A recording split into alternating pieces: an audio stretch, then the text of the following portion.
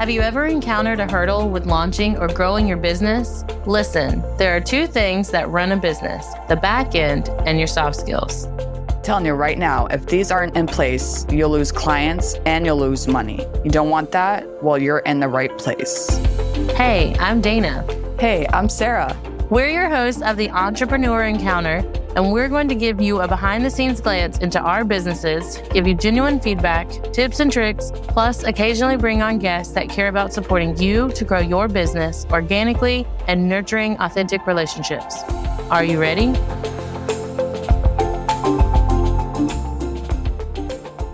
Hey listeners, Sara here. I'm on a mission to humanize the workplace for your growing business. The way that your business runs internally affects the business as a whole, such as team retention and satisfaction of your customers. There's a really big number that is kind of scary. 30,000 people plus a year of people that leave the workforce because of the way that the business is run internally. So I want to change that. I want to ensure that your business is set up for success. So what does this look like? We'll evaluate your business and team satisfaction as a whole. We'll dive deep into the systems and the programs that you have set up for professional development for your team.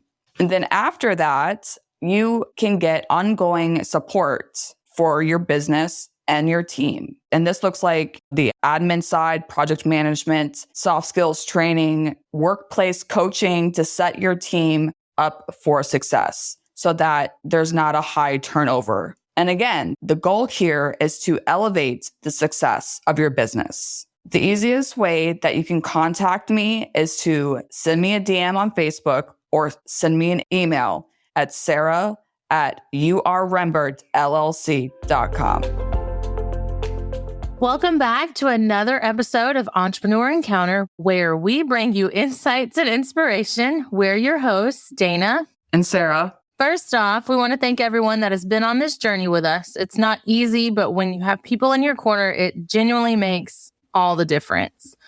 It's officially a new month, and that means new topics. This month, we'll be diving into criticism. When you think of that word, you may wonder like, oh no, something's wrong. You did something, you forgot something, but that's not necessarily the case. Whether you're just starting or have been in the game for a while, handling criticism is a skill that can make or break your entire entrepreneur journey. So, what is criticism? It's feedback or judgment about something in your work, about your ideas or performance. It can come from various sources like your clients, those that you work with, or even your competitors. Criticism can actually help you see blind spots in your workflows, help improve customer service. It can be a source of valuable insights. It can also challenge your assumptions and ideas and help you think outside the box. So, with all of these great points, we wanted to welcome our first guest of the month, Samantha. Samantha, will you take a few moments and let us know who you are and what you do and all the fun stuff? Yeah, so I own Boise Music Therapy Company, and I am the host of the Every Brain is Different podcast. And we really focus on supporting individuals who are neurodivergent. And so that means like people with autism, ADHD, dyslexia. Those definitely aren't all the diagnoses, but those are some examples. And we do that through music therapy, behavioral therapy, and providing parent coaching to parents who have neurodivergent kids. That's awesome. That's really cool that you do that. Oh, thank you. So with the work that you do, even with your clients, or if your clients are faced with criticism, how can you help your clients navigate through the difference between constructive criticism and unhelpful negativity? So we work a lot on social emotional goals. So we might learn what each emotion means, what it feels like in your body, how it might look in a different person. And I think that criticism is so important to understand because people with ADHD have rejection sensitivity dysphoria, where you take on the criticism and you're like, oh, this person doesn't like me. I'm such a bad person. It's just to the extreme. And so really understanding the difference, we're just telling you some, like constructive criticism. And so we might do that through music. We might write songs about it, do lyric analysis about it, just different things like that to understand the difference between this is constructive criticism and this is maybe not so constructive criticism. And then what you can do after you like go between the two, then we might do like improvisation where you can understand what it feels like, what it sounds like, and then you can go and understand what that feels like in your body and then how to react to it. Because a lot of people who are neurodivergent, they don't understand how the emotion might feel in their body or how you can name it. And so understanding that can help you go forward. That is great. I can relate to that because even as a kid or as an adult, you hear somebody say, like, give you the criticism. And I know that typically when you give criticism, it's supposed to be helpful to make sure that everybody is doing the best that they can. Those are really great insights. So what are your thoughts on the source of the criticism? Because obviously anybody can give constructive criticism, but those that have, ADHD or no matter what the type of person that you are, how do you figure out like who you should listen to? Because somebody can say something from off the street and you don't know them. Obviously that wouldn't be a good source, but we want to make sure that everybody has the correct people in their corner, so to speak, to give that constructive criticism. Yeah. So I'd work with the person to make a list of the people that are important to them, the opinions that they care about from those people, depending on their age. I work a lot with kids. So if they're younger kids, we would make a song and say, these are the people that I want to listen to. These are the people that I want to listen to. That's awesome, though. And just go through and let them decide who they think is an important person to listen to. And then maybe if they say like, oh, my parents aren't important to listen to, we might talk about that and be like, well, maybe let's reconsider that. Yeah. I'm not going to lie. I really like that. I feel like as entrepreneurs, I know we're adults, but I feel like with all of the noise that's on social media and the free masterclasses and this and that, like we really should, who is it that I want to listen to for our inspiration? Like where are we trying to get to in our businesses and then align ourselves with those 2 to 3 people only and then kind of block out the rest of that noise to help you stay focused.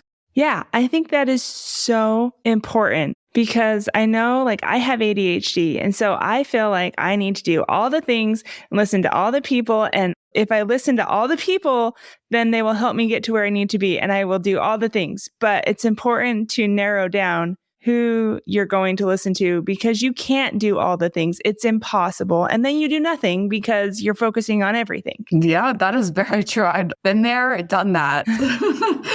I feel like that this morning. How can we effectively respond to constructive criticism? Now, I know that you said like with the clients that you work with, you encourage them to write a song. Is there any other things that we can do to respond to that? Yeah, I think just making a plan in advance of how you're going to respond. So if someone does something or says something to you that's not true, like you need to learn what's true and what's not true. A lot of people who are neurodivergent, they can't tell the difference between a true statement and something that is just someone's opinion. And so if someone gives their opinion to you, you can decide if that's true or not true. And then you can go in and say, okay, if it's true, I'm going to respond this way. If it's not true and it's just their opinion of me, then I will take that in consideration or not take it into consideration. Like you get to decide and then how you're going to respond. Like just make a plan. Yeah, that's a good thing too. What about with those that have like ADHD? How does it affect their listening ability? Like if somebody's giving them constructive feedback, like, hey, this is how we can improve. This is what we can do to make this plan better. But personally, sometimes as somebody that has ADHD, sometimes it can be hard to listen attentively because you're all over the place and you're thinking about different things. So what advice could you give to those to help them listen rather than take it as a negative way?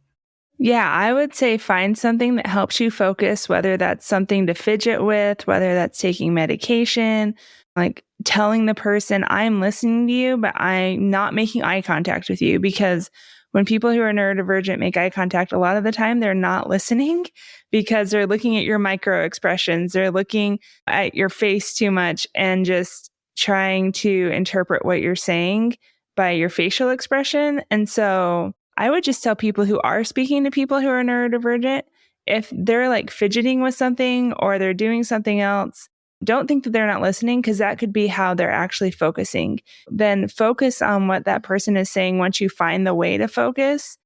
Like, for example, if I were talking to you and I'm just like, okay, they're not listening. So what advice would you give to me to understand the fact that they are listening, but they just have a different way of listening, so to speak? Yeah, I would just make it very clear, like, is this how you focus? Like, I would ask them in advance, like, how do you focus when you're listening to a conversation? Do you actually make eye contact? Do you look away? Do you fidget with something? Do you like work on something else? Like, what is your way of focusing? So I understand what you're doing, because it does look a lot like people aren't listening when they're trying to actually focus. They're trying really hard to focus. And then if you're the person giving constructive criticism, I would say that. I would say, I'm not mad at you. You're not in trouble. These are just some things that I would like to help you work on. Let's make a plan together. So then it's not like you're attacking that person. That person can't be like, oh, they don't like me because they have some things that they want me to work on. I would just make it very clear what you're talking about.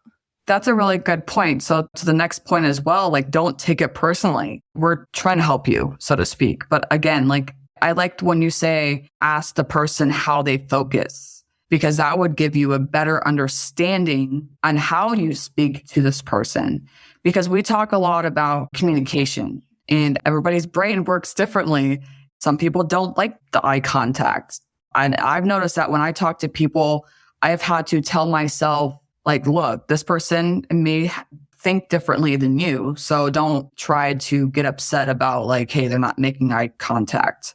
Because obviously I think eye contact is great, but sometimes people get really uncomfortable with that. So usually what they look right here, like, so instead of doing the eye and the eyes, they look at the forehead, right? Is it the forehead or was it the nose? You read my mind. So I was going to offer that. So yes, I learned this in public speaking class way back when. You either look at their nose or you look at like if they had a dot on their forehead. So it's in the same general area, but it's not as intimidating because I get red-faced and I fluster, all the things when I have to make like severe eye contact with somebody. Yeah, eye contact is so uncomfortable for me because I'm always like, okay, you have to make eye contact, but you can't make too much eye contact. And if you make too much eye contact, then it gets weird. But what's the point of when it gets weird? And so I don't know, like eye contact for me is so hard. Like I do make it because it seems to make other people feel more comfortable. But if I'm making eye contact with you, I'm probably not listening to what you're saying as well as if I would just like look away. I feel like I get too nervous and I forget how to respond. So I hear you, but I don't know what to say back. That's why I do rely heavily on someone's forehead. That is a good thing to do because like when I'm listening, I'm like you. So I'm listening, but I'm thinking about the eye contact and then thinking about if I'm making it too long, when should I look away? Sometimes I even count like, okay, I'm going to make eye contact for 10 seconds and then I'm going to look away for a second. So I'm thinking about that. And then I'm like, oh, how should I respond? And so then I start thinking about how I'm going to respond to something they said. And then they're like on a completely different thing that they're saying. And I'm like, this is not working for me. Attention service-based entrepreneurs, unleash the power of Pinterest with a professionally optimized business account. In case you're new here, my name is Dana, co-host of Entrepreneur Encounter, and I want to be your Pinterest setup specialist. Together, we will tailor your Pinterest presence to your brand and audience, optimize your profile with captivating visuals and descriptions, develop a strategic pinning plan to reach your target audience, and then integrate Pinterest with your other marketing channels so you can repurpose instead of working harder. Then, if you love your Pinterest account setup, I do have ongoing support packages for continued success. So if you've been wanting to unlock Pinterest potential for your wedding planning business, contact me at my website, ddvirtualmanagement.com, and we can get started. So listeners, you do not need to make eye contact 100%, because I know for a fact that when I'm talking to somebody, I do look off, but it doesn't need to happen. Yeah. Just ensure the person that you're talking to, that you're paying attention. You know, if you're not making eye contact, like you were saying, like, how do you focus? If you're fidgeting with something, just know that that's how the person works. Yeah. If you're a person that doesn't like making eye contact or you need to fidget, I would just tell that person, say, I am listening to you. I listen better when I do this, and I really want to understand what you're saying to me. And I think that they'll understand. And if they don't, then forget them. So yeah, no, for sure. Like when I was talking about don't take it personally, like how would you tell somebody don't take it personally? Because oftentimes when we hear criticism, especially when it's constructive criticism, when that person is trying to help you, sometimes it does feel like you're attacking me, like you're saying these bad things, but obviously we're trying to help you improve. So how can we manage our emotional response to criticism? I would do that through music and just practicing. So there's this thing called drum talk where you can like have a conversation with someone through drumming, and you could do it with yourself. And so like you start out with maybe you're feeling very emotional and you just like drum on a drum. And then you can do this with somebody else if you're having like high tensions or whatever, and you can go back and forth and just have like a conversation, you know, in quotes, back and forth. But I would get out my emotional response and process it through music. But that's how I would do it. You know, you could play the piano, you can improvise, you can listen to music, and that can just help your brain process what's going on. But I would make a plan in advance for, okay, when someone gives me criticism, I'm going to do this, and have like a mantra or something, or you can have a song that you listen to, or you can make up a song that you sing, or just something to remind yourself that it's not personal. They're trying to help you and to get through that. I love it. Like, I love the music aspect of it because I'm a music junkie. I actually have a set of drums. I just haven't played them in a while, but I mean, it's good to find what works for you, even if it's not music. When we talk about like self-care, like what helps you get through the emotional times? Some people go outside, some people play music or read a book or whatever. So I believe that with the emotional response and taking that time to just kind of process it all, especially if you're in a vulnerable position and you're like, oh my goodness, like they're giving me all this criticism, I'm not doing good. Well, yeah, you're doing good, but what can we do to make it better? So sometimes people do get emotional. I know sometimes I do. I'm not going to lie. But it's great to be able to figure out like what works for you in terms of like what's going to help you regulate those emotions. Yeah. I would also have something ready if you know in advance, like let's say you're going to like a performance evaluation or something at work, or you get feedback from a client about your services. Have a list of things ready that you are fantastic at, and you can remind yourself, hey, I'm really good at these things. And then go and process however you process, like you said, whether that's through music or reading or writing or walking, whatever, you can go and process all those emotions. But you can also remind yourself like, hey, I'm okay. This is what I'm good at. This is what I can work on. And that's okay because everyone has things that they can work on. Yeah. Most definitely. I think that's the mantra right there. I would think embrace the criticism like as a tool, a powerful tool for our growth mindset to be able to use that as a stepping stone to success. Yeah. And be grateful, like have a grateful heart for the criticism so that you can understand like, hey, this is what other people who are close to me, who I care about, this is what they think. And maybe I should take that in consideration and thank them for bringing it to your attention. I think that makes it an even more powerful tool for personal and professional growth if we thank them for their feedback, especially if they took the time to do it in a way that wasn't shameful and it was just like open feedback, because you don't know what you don't know and you can't change what you don't recognize. Yeah, exactly. I love that. So we know that criticism sounds like a bad word, but it's not. It just matters who it's coming from. Like you were saying, make a list of those people that care about you. Like, who do you want to hear that from? And this will help you determine about if they actually care about you or they're just saying something to be judgmental, because obviously there's people out there that are just going to say something just to say something. So don't take that to heart. Samantha, do you have any final thoughts, any advice you would like to give to our entrepreneur listeners about criticism and all the stuff that we talked about?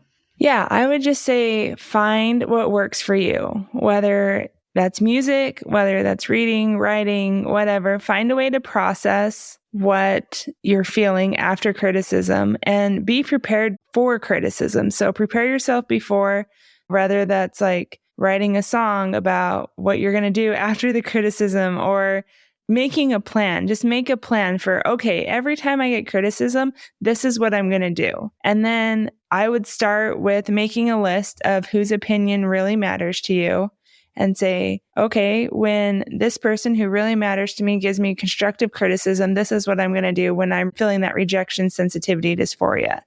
Or if you don't have ADHD, I mean, people still have a strong response to criticism. So you can just say, when I'm feeling rejected, when I'm feeling like maybe I'm not doing the best that I can when I thought I was doing really well, this is what I'm going to do. And then after you decide what you're going to do, make a plan for how you're going to do self-care after you get the criticism and make a plan going forward of how you're going to take that criticism into your life. But I would just be prepared, like make a plan now. I went to this thing about how you need to have long-term insurance for when you're old and need care. And so I would say get that, treat it like insurance now, that you're getting insurance for when you're feeling down so it can't take over your life, like prepare now. So in the future, when you get it, you have a plan and you're ready. Yeah. Plans are good. Plans are good to put in place. Yeah. Dana, do you have any other questions? I don't think so. These were really good thoughts on criticism. And I'm really going to, for real, take the song, Who Do I Want to Listen to, to heart, especially as we're going into a new month. That's going to be my best quarterly advice, is who do I want to listen to, and then tune out everyone else. Yeah, I got some drums. I can start making a beat, and then I can send a beat to you so it gets started to make up our own song. I love it. That would make me so happy. And I just want to put out there, if anyone wants help with this, if they want help managing emotions or managing criticism in a musical way, definitely contact me and I can help you with that. That is a good question. So how can we connect with you? Yeah, so I have my website, boisemusictherapycompany.com. Remember the company part. I don't know why I put it in there, but it's Boise Music Therapy Company. Everyone forgets that. And then on Instagram, I'm mainly on Instagram and TikTok, but it's at Boise Music Therapy or Every Brain is Different. Perfect. Yeah, we will have all that information in the show notes so that we can find all that information. Well, Samantha, we are thankful that you came on the show today, and I appreciate all your insight on criticism. As always, all the information is in the show notes. Until next time, thank you. Thank you.